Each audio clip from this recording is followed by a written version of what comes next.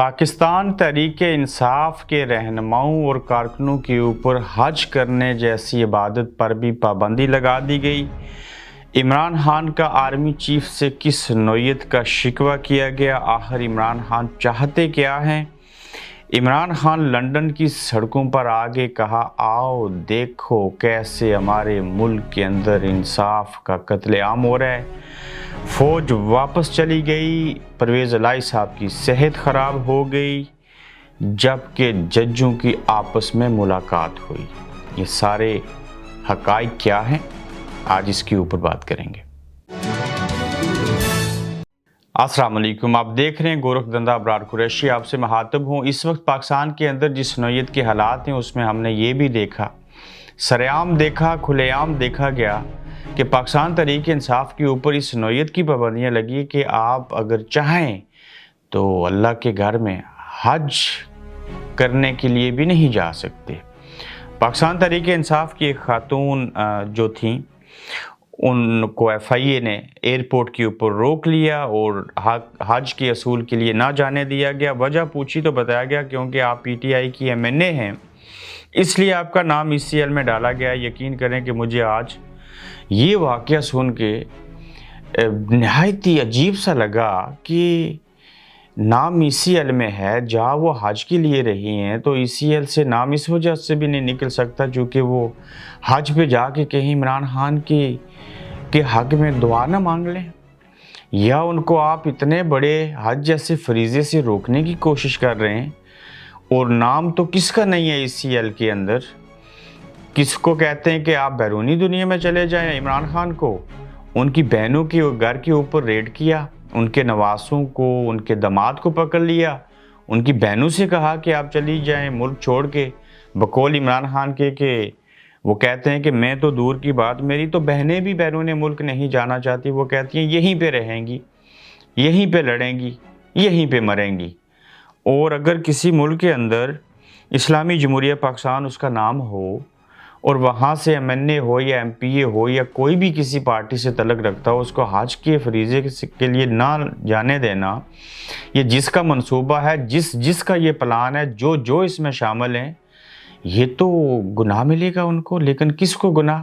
ये लिबरल वाले लोग माज़रत के साथ, ये तो भारत के अंदर नरेंद्र मोदी जो किसी और के मज़हब के से तल्लुक़ रखते हैं, हमारे पाकिस्तान से ज़्यादा भारत के अंदर जो है वो मुसलमान हैं।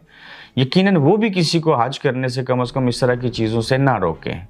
तो ये हद हो गई है कि आपका नाम ECL में है और आप हज करने के लिए नहीं जा सकते। क्यों दूसरों के गुनाह जो हैं वो अपने सर लिए जा रहे हैं? वहीं पे दूसरी तरफ क्या है कि जो उनकी बात माने, जो उनके साथ हो, सारी चीज़ें हों, सदर पाकिस्तान पूरे ख़ानदान, नवासियाँ, नवासे, पोतियाँ, पोते, बेटियाँ, दामाद, सबके साथ हज पे जाएंगे। जनाब सदर पाकिस्तान हैं, प्रोटोकॉल भी मिलेगा, सारी चीज़ें होंगी। यानी कि हमने बड़े ओहदे सदर वज़ीर आज़म बन के, तो ठीक है, अल्लाह ताला के असबाब होते हैं, तो इन चीज़ों का भी फ़ायदा उठाना शुरू कर दिया। सदर आरिफ अलवी और बेगम अलवी ने बल्कि अपने बेटे, बेटियां, पोते, पोतियां, नवासे और नवासियों समेत 25 अफराद को सरकारी खर्चा पर हज करने के लिए जा रहे हैं और VIP इंतज़ामिया की हदायत की गई है।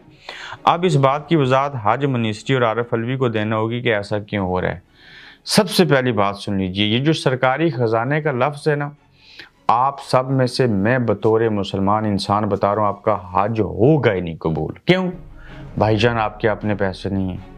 आपसे अगर कोई नाराज़ है, आप हज करने के लिए चले जाएं, होता ही नहीं है जब तक माफ़ी ना मांगें, जब तक अपनी हलाल की कमाई ना हो, उसमें से ज़कात ना दे चुके हों, उस वक्त तक आपका हज हो ही नहीं सकता। ये हज के मनासिक पढ़ लीजिए। ये मुफ्ती मुनीबुर रहमान, ये बड़े बड़े मुफ्ती, बड़े बड़े सहाफ़ी, बड़े बड़े ब्यूरोक्रेट, ये सियासतदान, ये वज़ीर आज़म, ये सदर, ये आर्मी चीफ, ये जितने सरकारी ख़जाने से हज करते नहीं होता। ये हज नहीं, ये गुनाह है दूसरे लफ्ज़ों में। क्यों भाई? हज के लिए अपने हाथों से कमाई हुई हलाल की कमाई, उसका जो रकम है, उसके बाद अपने पैसों से जाएंगे तो होगा। क्यों? ये भी इसी बहाने सुन लीजिए, मैंने आज से 13 साल पहले सरकारी ख़जाने से हज करना 900 चूहे खा के बिल्ली हज को चली के मसदाक है। क्यों? آپ قومی خزانے کے مالک نہیں، محافظ ہیں بطور وزیر اعظم اور صدر۔ آپ بیت المال کے بجٹ میں سے سرکاری خزانہ سمجھ کے اس کے اوپر حج اور عمرہ کرتے ہیں۔ یہ جو بیت المال کی رقم ہے یہ یتیموں، مساکین، مسافروں ان کے لیے ہے، اور اس وقت یہ بیت المال کی رقم زکوٰۃ ہو، باقی چیزیں ہوں، ملک کے اندر غریب غربا ہیں ان کو دینی چاہیے۔ اور جس ملک اسلامی جمہوریہ پاکستان کا صدر اپنے بیٹیاں، بیٹے، پوتیاں، پوتے، نواسیاں، نواسوں کو لے کے یا کوئی بھی ہو وہ سرکاری خزانے سے حج کرنا جائے گا، اس کے اوپر لعنت ہونی چاہیے۔ کس کی؟ یہ آپ بہتر سمجھتے ہیں، یعنی کہ آپ اپنے پیسوں سے حج نہیں کر سکتے، وہ سرکاری خزانے سے حج کرو گے۔ کہاں گئے مفتی منیب اور باقی لوگ؟ کیوں نہیں فتویٰ دیتے کہ سرکاری خزانہ کا جو محافظ ہیں آپ لوگ، مالک نہیں ہیں، ان کے اوپر یتیم، مساکین، مسافروں، یتیموں، غریبوں کا حق ہے۔ آپ ان کے پیسے سے حج کرتے اور اللہ کے گھر جاتے ہو، آپ کو تو شیطان بھی دیکھ کے شرمندہ ہو جاتا ہوگا۔ تو اب کیا بات کریں اس کے اوپر، یعنی کہ بھاشن دے دے کے ہم بھی تھک گئے ہیں۔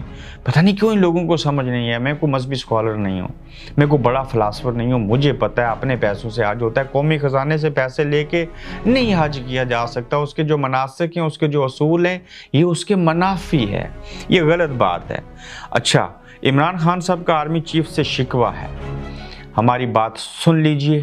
ہم آپ کو کچھ کہنا چاہتے ہیں، اپنی ذات کے لیے کچھ بھی نہیں چاہیے، ملک اور قوم کے مفاد میں بات کرنا چاہتے ہیں۔ اب اسٹیبلشمنٹ میرے ساتھ بات نہیں کرتی۔ ایک وقت تھا خان صاحب جب آپ سے سارے بات کرتے تھے، جب آپ بات کرنے کے لیے ریڈی ہوتے تھے وہ لگتا تھا یہ لچک دکھا گیا، پھر آپ کو کچلنے کی بات کرتے تھے۔ بات کی خواہش وہاں کریں، ملنے کی خواہش وہاں کریں جہاں کوئی قانون، کوئی انسانیت، کوئی اخلاقی اقدار ہو، کوئی قدریں ہوں۔ یہاں پہ آپ کہہ رہے ہیں جی کہ میں اپنے فائدے کے لیے بات نہیں کروں گا، میں تو وزیر اعظم بن گیا تھا، مجھے سب کچھ مل گیا، تو اب یہ آرمی چیف، یہ لوگ آپ سے بات نہیں کریں گے، آپ سے تب بات کریں گے آپ ان پاکستان کے عوام کو کہیں آپ کا ساتھ چھوڑ دیں۔ یہ اچھی بات نہیں ہے کہ کوئی ایک شخص اتنا طاقتور ہو جائے اور اس بندے کے اتنے لوگ چاہنے والے ہوں کہ جس طرف جائیں 80% لوگ کہہ گزریں ہم عمران کو ووٹ دیں گے، کھمبے کو کھڑا کرے ووٹ دیں گے، بھینس کو کھڑا کر دیں گے تو ووٹ دیں گے۔ لوگوں کی نیتیں اور ارادے کوئی نہیں بدلے، تو جب تک آپ مضبوط ہیں آپ کے ساتھ بات نہیں کریں گے۔ یہ الٹ ہے، اور آپ پھر بھی کہتے ہیں میں اپنی ذات کے لیے نہیں مل رہا۔ اس کے اوپر کسی سیاستدان کے اوپر کوئی اعتبار نہیں کرتا۔ کل آپ نے بیعت کی تھی اسٹیبلشمنٹ کی، آج 11 جماعتوں نے کر لی، ان سے جان چھڑائیں کل ہو سکتا ہے آپ ان کی بیعت کر لیں، تو نظام سے کیسے جان چھوٹے گی؟ اس سے آزادی آپ کو کیسے ملے گی؟ یہ سیاست سے مداخلت کب ختم ہوگی؟ ووٹ کو عزت کب ملے گی؟ حقیقی آزادی کیسے آئے گی؟ تو اپنے فائدوں کو پیچھے چھوڑ کے جب آپ کسی سے بات کریں گے یا کوئی آپ سے بات کرے گا تو پھر بات ہوتی ہے۔ آج تو آپ ان کی آنکھوں کا تارا نہیں ہیں، آپ تو ان کی آنکھوں کے اندر چبھتے ہیں، تو وہ آپ سے کبھی بھی بات نہیں کریں گے۔ آپ جس مرضی پرائے میں کریں، نو ڈاؤٹ آپ کی سوچ اچھی ہے، مان لیتے ہیں، لیکن آپ سے کوئی بات کرنے کے لیے ریڈی نہیں ہوگا۔ وہ کہتے ہیں یہ مشکل میں ہے، یہ دباؤ ہے، اس کو اور دباؤ۔ الگ بات ہے کہ آپ کہتے ہیں میری بہنیں بھی ملک نہیں چھوڑ سکتی، تو میں کس کھیت کی مولی، میں تو کسی صورت نہیں جاؤں گا۔ تو دیکھتے ہیں کیا ہوتا ہے۔ پرویز الہی صاحب کی طبیعت خراب ہو گئی، ناساز ہو گئی گزشتہ رات، ان کو گائنا کارڈیالوجسٹ کے پاس یا کہیں اس طرح کے سینٹر اسپتال میں لے کے گئے۔ ظاہر عمر ان کی 77 ایئرز ہے، عمران خان سے بھی بڑے ہیں، اور جب تھوڑی صحت ٹھیک ہوئی علاج کروایا اور پھر واپس لے کے گرفتار کر لیا۔ یہ میرے ملک پاکستان کا نظام دیکھنا، ان کو کوئی سزا نہیں ہوگی، کوئی جزا نہیں ہوگی، صرف کیا ہوگا، عمران کو چھوڑ دیں، پورا زور لگائیں گے، کوئی تھوڑی کچھ ڈیل ہوگی، چھوڑ دیں گے۔ سب جھوٹے کیس، سچے بھی ہوں، سچے ہیں تو پھانسی لگاؤ ان کو میں کہتا ہوں کہ پھانسی گھاٹ کے اوپر لے جا کے قوم کو سامنے بلا کے اس کو لٹکا دیں رسہ ڈال کے نا گلے میں، ان کو چھوڑیے گا نہیں۔